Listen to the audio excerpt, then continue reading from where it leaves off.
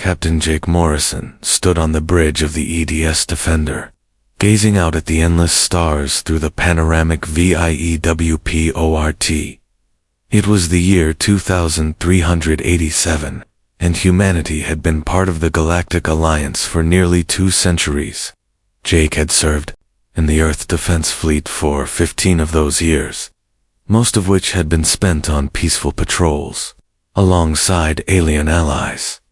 The bridge was quiet that morning. Lieutenant Amy Carter sat at the science console, running routine scans of nearby space. Commander Lisa Harper monitored communication channels, picking up the usual chatter from neighboring Alliance ships.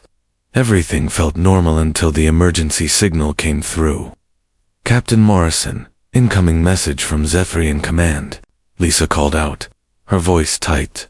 The Zephyrians, avian-like aliens known for their brilliant minds and advanced tech, rarely sent distress calls. If they were alarmed, something serious was happening.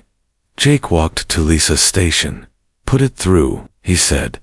A holographic image of Admiral Kurth materialized, tall and silver-feathered, with eyes full of concern. Captain Morrison, we urgently require assistance. Our deep space sensors have detected massive energy signatures at the edge of our system and, like anything recorded in our archives, we've requested support from all available Alliance vessels. A chill crept through Jake. The Zephyrians had some of the best detection systems in the galaxy. If they were panicking, this was no routine anomaly. We're on our way, Admiral. How many ships are responding? 3 task forces are being assembled. Admiral Chris Blake from Earth is coordinating. Your ship will be part of Task Force Alpha, along with Altarian and Draconian vessels. As the transmission ended, Jake turned to his crew. Set course for the Zephyrian system. Maximum speed. Amy maintained full spectrum scans en route. Lisa, confirm our assignment with Admiral Blake. The 6-hour journey passed in tense silence. Jake watched his crew calm, disciplined, efficient. This was why humans were valued in the Alliance, not for strength or superior intellect, but for adaptability and sheer will. When they arrived, the view was breathtaking and grim. Sleek Altarian crystal cruisers gleamed in the dark. Massive Draconian battleships moved into formation like mobile fortresses. Hive ships from the insectoid hivers hovered nearby, their hulls resembling colossal metallic honeycombs. Earth had sent 20 vessels to join the growing fleet. Captain Danny Brooks of the Eds Warrior appeared on Jake's screen. Jake, have you seen these readings? Amy's right there, unreal. Jake turned to Amy. Her face was pale. Captain, we're detecting something massive out there, but the sensors can't fully resolve it. It's like space itself is bending. Admiral Blake's voice echoed across the fleet-wide comms. All ships, maintain formation. Proceed with extreme caution. We don't know what we're dealing with. As the fleet crept forward, a silence deeper than vacuums surrounded them. The usual cosmic background noise was gone. It was as if space itself held its breath. Suddenly, Amy shouted, "Something's coming. Through space is tearing." On the main display, reality itself twisted, and a rift appeared like fabric, being ripped apart. Through it came a ship, unlike anything Jake had ever seen. It was colossal, over 30 kilometers long, and alive, with movement. Its hull shimmered and shifted like living flesh, parts glowing with a sickly light, others darker than any void. All ships, hold position. Admiral Blake ordered. Prepare for first contact protocols. But the behemoth had other plans. From the rift poured smaller vessels, sleek, fluid, and predatory. Hunter ships. They moved with unnatural grace, weaving between Alliance vessels, like sharks, among minnows, shields, up, weapons ready. Jake barked, but he already knew it wouldn't be enough. The first attack came without warning. The hunter ships fired weapons that phased straight through shields like they weren't there. Jake watched in horror as an Altarian cruiser Captain Rex's ship crumbled into glowing shards. Screams filled the comms, then were cut off. "Return fire," Admiral Blake shouted. The Alliance struck back with every weapon in their arsenal: plasma, torpedoes, quantum beams, but nothing worked. The alien ship absorbed the energy, or simply ignored it. Within minutes, 2 of the 3 task forces were annihilated. Jake's heart sank as longtime allies and familiar ships were wiped out. The Nightmare vessel moved through the carnage like a predator, unhurried and unstoppable. "All remaining ships, retreat immediately," Admiral Blake ordered, his voice tight with grief. Jake ordered the Defender to fall back, knowing full well the Nightmare ship was letting them go. For now, it followed from a distance like a cat toying with wounded prey. When the battered remnants of the fleet reached Harmony Station, the Alliance's political heart, panic had already spread. Dozens of species ships filled the bays. Corridors overflowed with soldiers, diplomats, and scientists, all speaking in hushed, fearful tones. An emergency session of the Galactic Council was called. In the Great Hall, representatives of the 12-member species gathered, but even the most hardened warriors looked shaken. The proud Centurions sat silently, for the first time in living memory. The Voric, crystalline beings, who spoke in musical tones, huddled among themselves. Admiral Blake stood in the center of the chamber and activated the central holoprojector. The image that appeared silenced everyone, the Nightmare ship, still drifting beyond the edge of Alliance space waiting. "Here's a rephrased version of your latest scene, rewritten for clarity, flow, emotional weight, an epic sci-fi tone." A holographic display filled the Alliance Council chamber with images from the battlefield. The Nightmare ship emerged once more, ripping through space like a living wound. Its hunter ships darted through the stars like shadows, given form, their weapons passing through shields as if they weren't even there. Alliance vessels exploded, dissolved, or vanished outmatched and unprepared. "This enemy is unlike anything we've ever encountered," Admiral Blake said, his voice composed but edged with dread. "Our best weapons can't touch it. Our strongest defenses might as well not exist. We must understand what we're dealing with before it ends us." Dr. Ben Taylor, Earth's foremost xenobiologist and alien tech expert, had joined forces with researchers from every Alliance species. Harmony Station became a floating research hub, labs on every level, data streaming from every corner of the galaxy. The Zephyrians contributed their most advanced AI systems. The Draconians opened access to war archives dating back millennia. Even the elusive ethereal collective known, more for silence than diplomacy, offered their mysterious insights.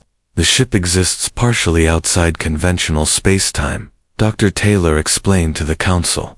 "Its materials and energy signatures defy known physics. It may come from a civilization that has transcended our reality itself." Then came even worse news. Captain Kate Sullivan arrived at Harmony Station, her face pale and voice grim. She commanded one of the evacuation fleets sent to save outer colonies. "It's not just destroying," she reported. "It's learning. Every time we adapt, it adapts faster. Energy shields. It phases through them. Physical barriers. It dissolves them at a molecular level. It's watching us, studying us." Every encounter with the alien vessel seemed more calculated, more efficient, as if the ship itself was evolving. General Marcus Stone, of Earth, and War Leader Carfix of the Draconians, worked tirelessly on new battle strategies. They threw everything at it: nuclear warheads, quantum torpedoes, even the Ethereal's exotic weapons designed to twist local reality. Nothing worked. "It's like it doesn't fully exist in our dimension," War Leader Carfix muttered, his reptilian features drawn tight in a rare expression: fear. "You can't hurt something that isn't truly here." Weeks passed. The Alliance began to fracture. The leonine feline warriors, known for their valor, announced a full withdrawal. "We cannot fight what we cannot even touch," their ambassador declared. We must protect what remains. The Hivers followed next. Their queen ordered a complete retreat into their underground cities. Sealed away, cut off. One by one, member species abandoned the cause. Desperate, Commander Rick Davis scoured ancient records in the ruins of civilizations long lost to time. He found fragmented stories dailies of beings known as Void Shepherds. According to these accounts, Davis told Admiral Blake, they arrive in galaxies, consume everything life, resources, even energy and then move on. They've done this countless times, and no one, not one civilization, has ever stopped them. Then the worst news came. Long-range sensors showed the nightmare ship changing course. It was no longer drifting aimlessly. It was headed straight for Earth. President Helen Wright read the report in her secure bunker beneath Geneva twice before, setting it down, her hands trembling. "How long do we have?" she asked Admiral Blake over a secure line.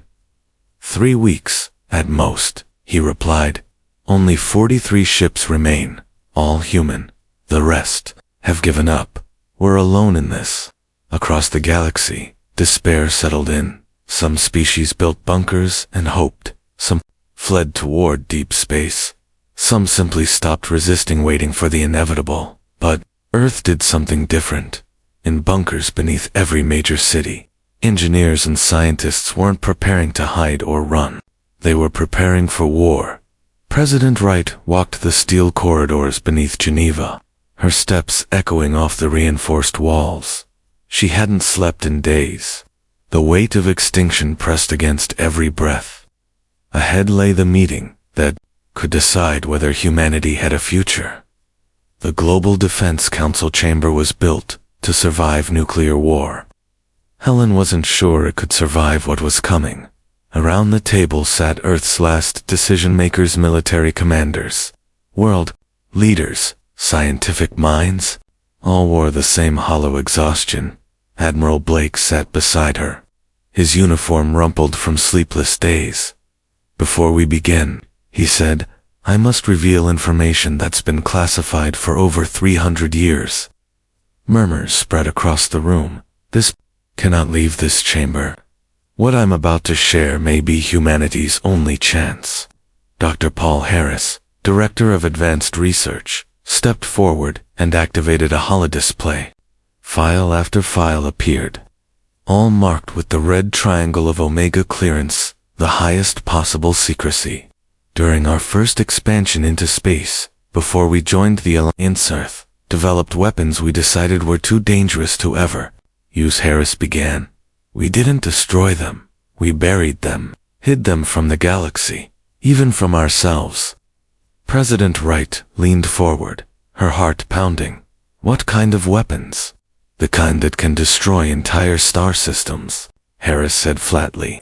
"The kind of weapons that could tear holes in the fabric of space and time itself," Dr. Harris said grimly.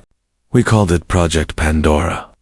Think of it as humanity's version of the ancient nuclear arms race, but magnified 1,000-fold. Captain Steve Gordon, one of only 5 people alive who had known of Pandora's existence, stood slowly from his seat. When we joined the Alliance, we made a choice. We buried these weapons, not because we couldn't use them, but because we feared what they said about us. We wanted to be welcomed into the galaxy, not feared by it." President Helen Wright scanned the room, her voice low.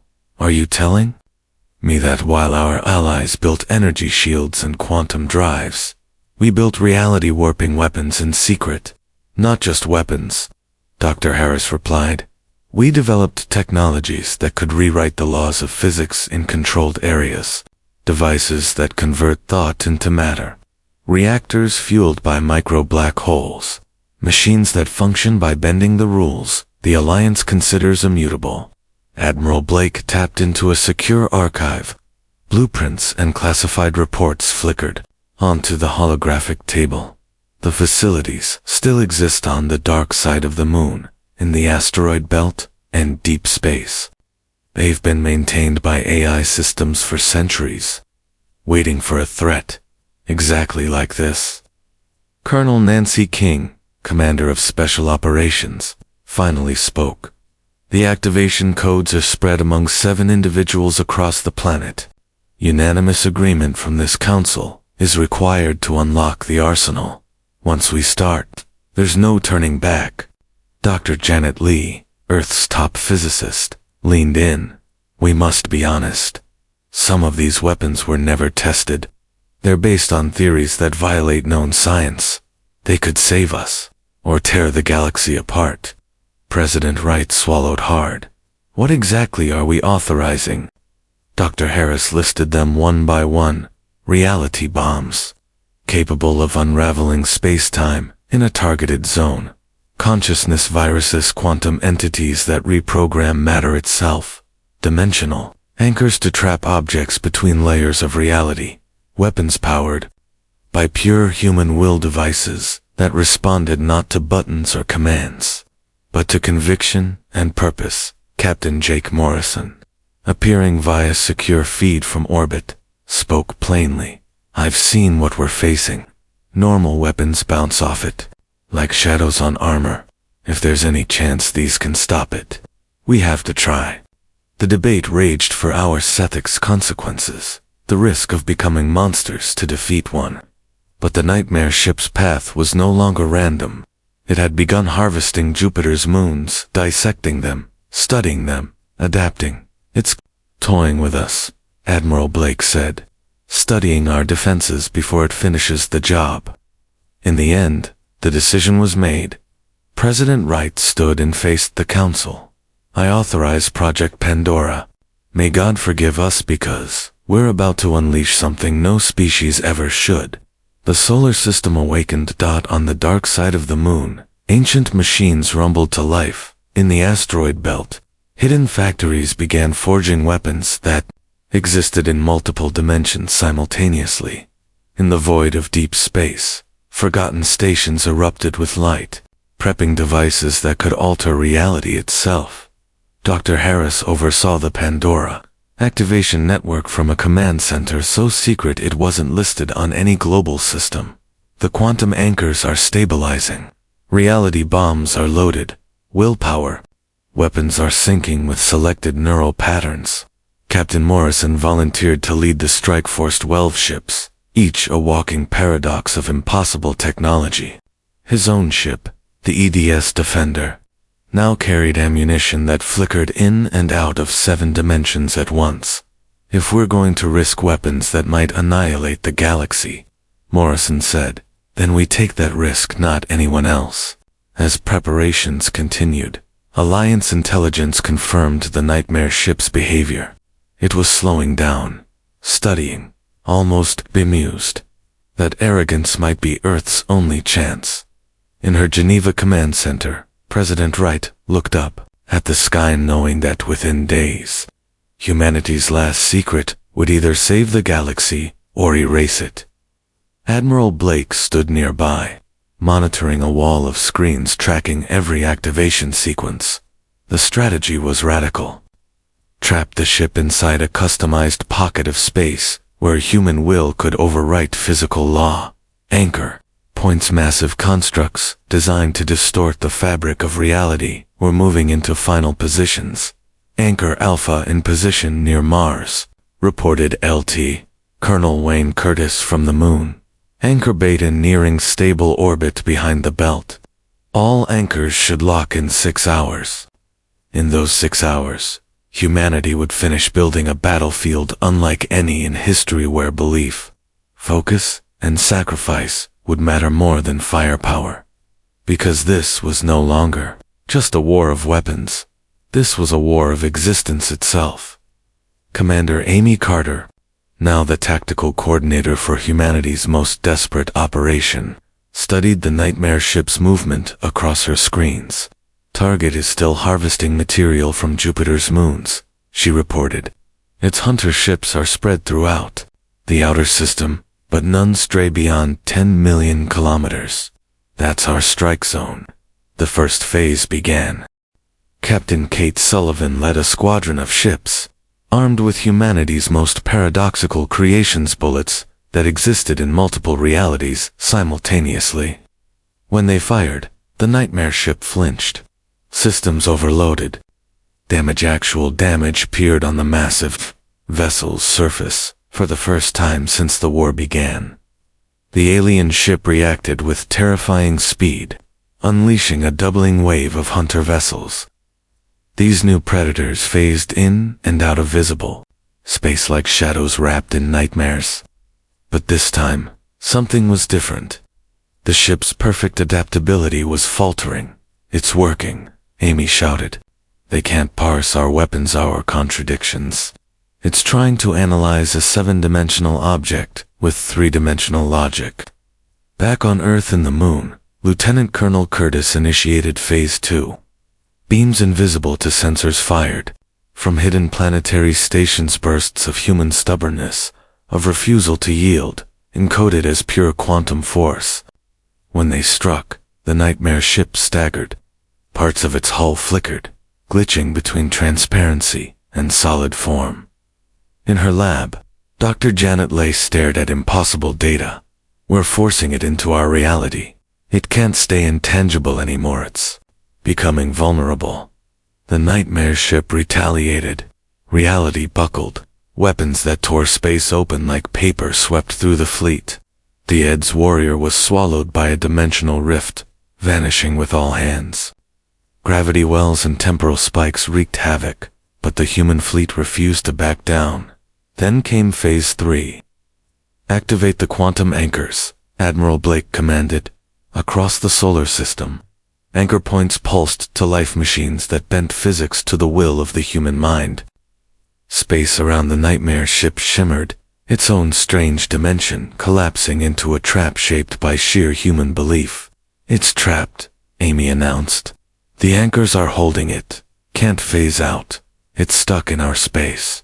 Captain Jake Morrison led the final charge. But these weren't missiles or lasers, they were weapons powered by conviction. Ships fired beams encoded with human thoughts, emotions, rage, grief, love, hope, and for the first time in its incomprehensible history, the nightmare ship encountered something it could not adapt to: a logic, chaos, passion, humanity. Its hull cracked. Hunter ships collided in confusion. Systems crashed. The monster that had devoured civilizations for eons now flailed in panic. "All ships," Morrison roared. "Focus fire. Hit it with everything you've got, everything we are, everything we refuse to let it take." Reality twisted. Time flickered. Gravity surged in unnatural directions. Past and future bled together. But the humans pressed on. On Earth, President Helen Wright watched as instruments failed to explain the chaos. Jupiter twisted. The sun flickered between colors. Physics dissolved and rewrote itself second by second. Dr. Paul Harris struggled at the main control panel. "It's existing in 17 overlapping realities. Our equipment was never meant to hold that kind of strain. Quantum anchors are failing," Amy called from the bridge, sweat beading on her brow. "Containment's collapsing. 2 minutes maybe, before it escapes." Admiral Blake knew what had to be done. He gave the order with grim clarity. "All ships, prepare for ramming speed. If we can't hold it with weapons, then we hold it with our lives." "Lives, Captain," Jake Morrison said. Barely more than a whisper.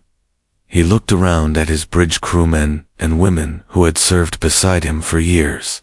Ordinary people who had become extraordinary through one simple act, refusing to surrender. "You heard the Admiral," he said quietly.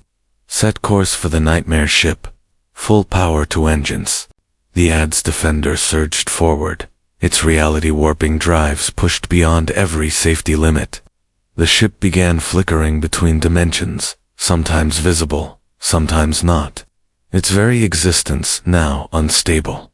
The other human ships followed, their own engines screaming as they bent physics into impossible shapes. They weren't just flying, they were tearing through the fabric of reality itself in a final, desperate strike. "Jake, this is going to rip us apart," Amy warned her instruments, flashing incomprehensible readings. Then we better make it count, Morrison replied, calm as ever, his hands steady, even as his body began to phase through multiple planes of existence. And then it happened. The collision between the EDS Defender and the Nightmare ship didn't occur in one universe. It happened in 17. The impact birthed a paradox, a catastrophic overlap of reality that shredded the boundaries between time, space, and thought. Morrison's consciousness stretched across multiple times. He saw versions of himself dying, surviving, existing and unexisting all at once as his ship plunged deep into the alien. Leviathan. The Defender's drives detonated in a cascade of impossible energy, and the Nightmare ship screamed. The sound had no name, no frequency. It was a multi-dimensional cry of death, heard not by ears, but by the souls of every living creature in the galaxy. The blast didn't just kill the Nightmare ship, sent a signal across star systems, through dead satellites and ancient sensor arrays. The pulse traveled, revealing the locations of dozens of other Nightmare ships lurking in the dark. Ships that had SLUMBERED. Ships that now turned their attention to Earth, at abandoned Harmony Station. Old Alliance systems stirred too. Life. The data spread like wildfire to every world that had once called itself part of the Galactic Alliance. It's gone, whispered Dr. Janet Lee from her Earthside lab, staring at the fading signature. The Nightmare ship is destroyed, but the dimensional damage. She paused, breath-catching. We've just painted a target on ourselves. Across human space, sensors flared, new contacts appearing at the edge of the galaxy. Nightmare ships, dozens, maybe more, and they were moving faster than physics allowed. They were coming to Earth. Admiral Chris Blake, standing grim in Earth's subterranean command chamber, made a choice that would echo across cosmic history. Send a message, he said, to every world that was once part of the Alliance. Transmit the specs for our weapons. Tell them victory is possible, but only if they're willing to abandon everything they think they know about reality. The transmission went out. It was not a call for surrender. It was a call to imagine the impossible across the stars. Broken worlds stirred. The Zephyrians, proud and sharp-minded, began building reality bombs fueled by pride. The Draconians forged cannons powered by pure rage. Even the reclusive Hivers emerged, their hive minds focusing into weapons of unified will. Humanity had given them not just hope, but a new way to fight. Somehow, Captain Jake Morrison had survived.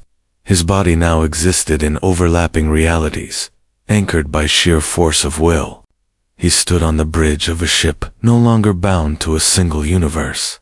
Above him, the sky bloomed with the silhouettes of Nightmare ships, a fleet of horrors descending on a world that refused to die, but Earth was ready. Around him, impossible weapons spun up, powered not by science, but by belief, by rage, by hope. The galaxy was no longer silent. It had heard Earth's scream, and this time it screamed back. The Nightmare ships arrived, expecting to feast on the ruins of a defeated civilization. Instead, they found a united galaxy, armed with the one weapon no logic could predict: humanity's refusal to lose. Morrison smiled as the stars lit up with impossible fire. They picked the wrong species too. Harvest, he said.